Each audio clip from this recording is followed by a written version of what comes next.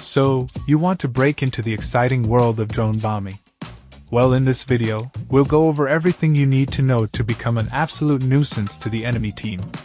Personally, I have accumulated over 1,500 kills with the drone, going as high as 65-0 in a single match. Now it's time for me to pass on what I've learned, the techniques I've used, and general gee-whiz things about the drone bomb. In this video, we'll go over the following topics. How many mines do I need to put on my drone? What are the flight characteristics of a loaded drone? How should I place the mines on the drone? What is the best way to deliver my payload? What is the effective range of a drone? And what are the best controls for my drone? A frequently asked question when players start drone bombing is always how many mines do I need to put on my drone? Usually, players default to putting 3 to 4 mines on the drone to increase the payload.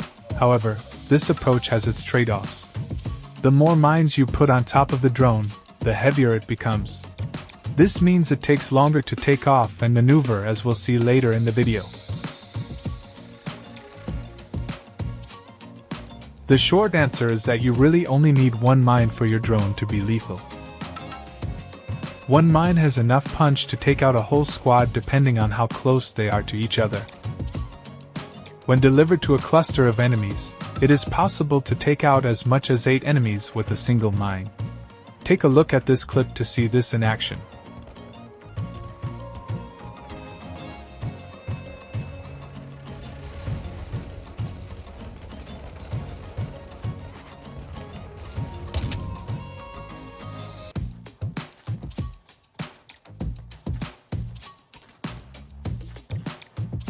Pretty neat, isn't it?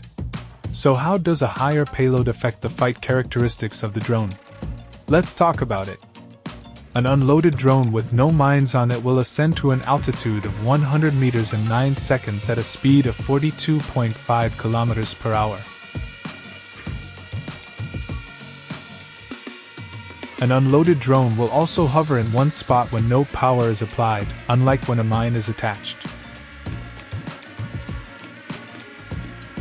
On a powered descent, an unloaded drone will drop from 100 meters in 9 seconds at a speed of 42.5 kilometers per hour. Now let's take a look at the differences between 1 mine and 4 mines loaded on a drone.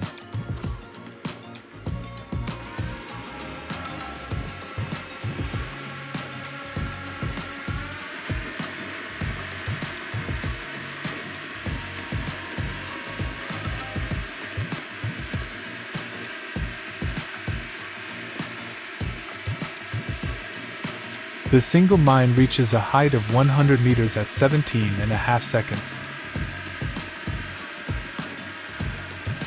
followed by the drone with 2 mines reaching the same height at the 26-second mark.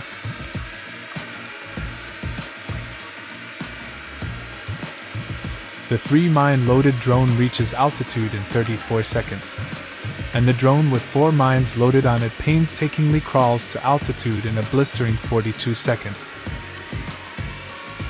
As a quick tip, if you are hell-bent on using more than 1 mine and refuse to deal with the abysmal ascent speed, you can always fly the drone just above your head, and proceed to shoot the bottom of it in order to send the drone flying 50 meters into the air.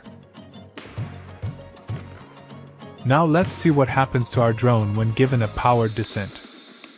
In theory, the heavier the drone is, the faster it will fall. Let's take a look.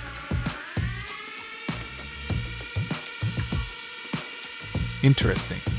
No matter how many mines you have on a drone, they will all accelerate in a powered descent at the same speed of 42.5 kilometers per hour, each reaching the ground in 9 seconds from a height of 100 meters. So is there any difference in descent speeds with more mines? Actually, yes.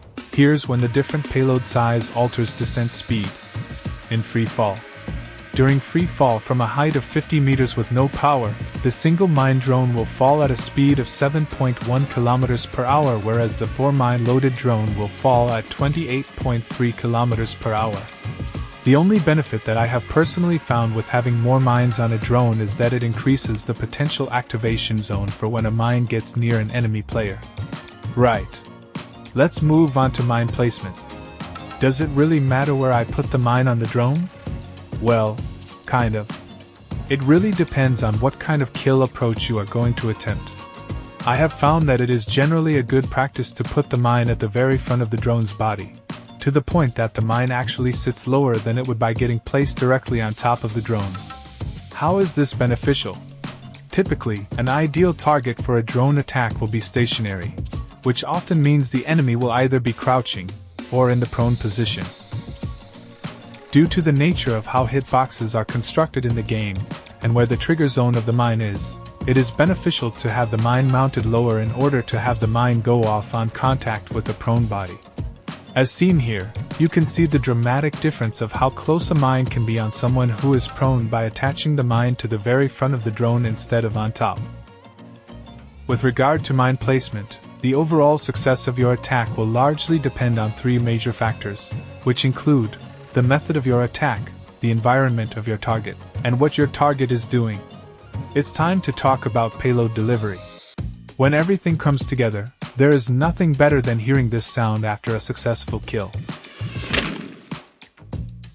I've come up with 3 different methods for payload delivery, each with a certain level of success and difficulty to pull off. We'll start with the most lethal method and work our way down. The first method is called the drop and flop. Of the 3 methods I employ, this method has the greatest success rate. To pull off this method, you will need to climb to a minimum altitude of around 65 meters. Doing so mitigates the sound of the drone to enemy forces below. Personally, I will hover around 80 meters in the air and survey the battlefield to find a decent target. Once a target is identified, position your drone almost directly above the target. As soon as you feel it's the right time to strike, begin a powered descent onto your target. The reason this method is so successful is simple. The enemy will rarely look directly up when they hear a drone approaching. If the enemy is in the prone position, they physically cannot look directly up unless they stand up. Now, when you reach your target on the ground, depending on how you placed your mine on the drone will determine if you get a successful kill or not. If you placed your mine on the very front of the drone, your chances of exploding on impact are relatively high. However, if you place your mine on the very top of the drone, this is where you will need to employ the flop part of this method. If you hit the ground and it does not detonate, continue to press the descend button and simply hold either the left or right control button. Doing this will force the drone to roll over on top of your target, effectively forcing the trigger zone of the mine into your target's hitbox. Hence the name, drop and flop. The second method is the most common method I have seen. For the purposes of this video, I'll simply call it the plane landing method. Feel free to call it whatever you want, I don't care. I'm just here to help you deliver death, but in a fun way. For this method, I find that placing the mine on the very front where it hangs off slightly is best. Fly your drone around your target, and attempt to line your drone up to where you are flying at your target from behind. This method is often difficult to pull off because the sound of your drone on a kamikaze run will alert your target before you reach them, causing them to quickly turn around and shoot your drone down. For this purpose, I fly at my target slightly at an angle from behind them. It is important that you commit your drone for this attack, especially if you are loaded with more than one mine, as any mistake will make it difficult to salvage the run or abort due to the extra weight. On a committed straight line attack, your drone will fly downward at a 30-degree angle. Take consideration of this angle to maximize your speed. The final method is difficult to pull off, but it rather unexpected. It involves rapid responses to obstacles and literally flying your drone on the ground. I call it the skate. For mine placement, you'll want to place a single mine on the top of the body of the drone. Your goal is to have your drone skate along the ground as fast as possible, and use it to ram the shins out of the enemy team. This method is tricky to pull off for 2 main reasons. One is that it requires you to navigate through obstacles without losing momentum, and 2 is that if you get stuck, your drone will often get shot. I have found this method to be successful in subways or congested alleyways. Fun fact, if you place the mine on the very front of the drone, you can make the drone small enough to fly under buses and trucks. Ideal for a quick ambush on passing enemies. How far can you fly the drone? In case you haven't noticed, in the drone flight display, there is a signal bar at the top right of the screen. The farther away you fly, the less video signal you get. I have found that the max range you can fly your drone before losing all contact with it is 470 meters.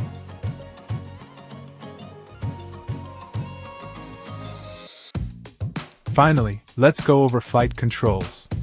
Here's a screenshot of the controls I use. Basically, they are all set to the default value except for the descend button. For this, I have the descend button set to the left mouse button, the same thing you use to fire the weapons in the game. Just makes it easier to fly, but do whatever is comfortable for you. That's about all I have for this video. Now go out there and drone bomb your enemies to the point of rage quitting. Have a good one and thanks for watching.